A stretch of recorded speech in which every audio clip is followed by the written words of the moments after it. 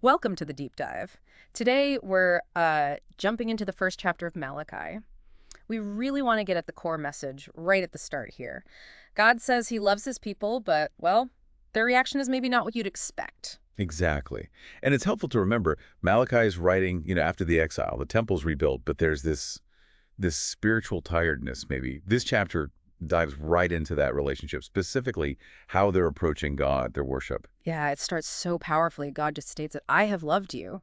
Plain, direct. Hmm. But then almost immediately the text has the people asking back, how? How have you loved us?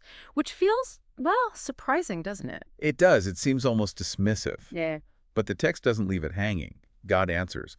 And the answer contrasts Jacob, that's Israel, with his brother Esau, who represents Edom. God says, Jacob I loved, but Esau I hated. Strong words.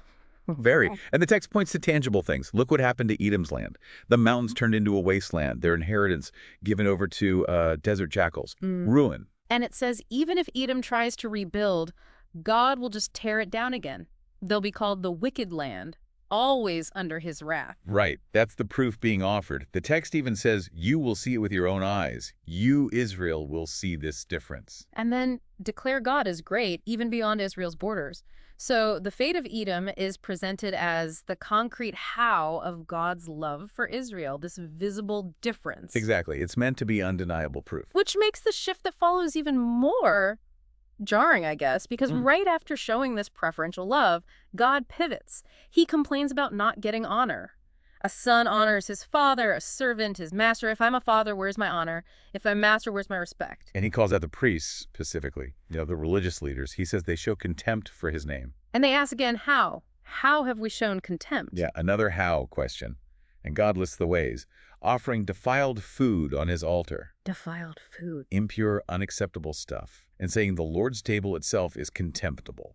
Basically treating it like it doesn't matter. The examples are so specific, too, bringing blind animals for sacrifice, or crippled ones, diseased ones. Things you wouldn't dream of giving to a human ruler. Right.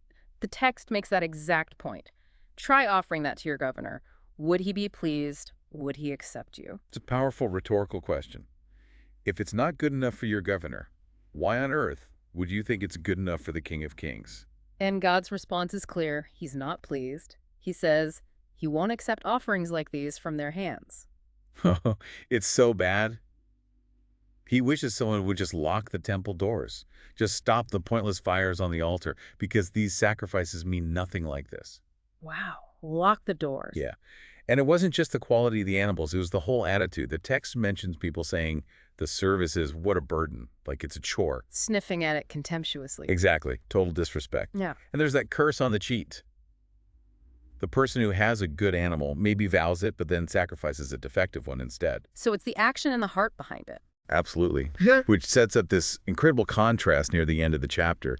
Despite this reality, the contempt, the shoddy worship in Israel right now, God declares his name will be great. Not just in Israel. No, among the nations, Yeah. everywhere. From sunrise to sunset, he says pure offerings and incense will be brought to his name in every place. So you've got this local failure, this profaning of his name right here. But God's vision, his plan is global greatness, universal pure worship. That's the tension. The current mess versus the future certainty. And he wraps up the chapter by reinforcing it. For I am a great king, and my name is to be feared among the nations. So looking back at this first chapter, it's quite a journey. Starts with God's love, uses Edom to show it. Then immediately confronts the people, especially the priests, about how they're dishonoring that very love with their contemptible worship and bad attitudes. Yeah, this huge gap between God's declared love and his ultimate global plan. And the present reality of how his own people are treating him. It really leaves you thinking, doesn't it? Considering God's love and his stated future greatness among all peoples, what does it actually mean for us right now to truly honor him? Not just with what we offer, but with our whole attitude, our heart, something worthy of the great king.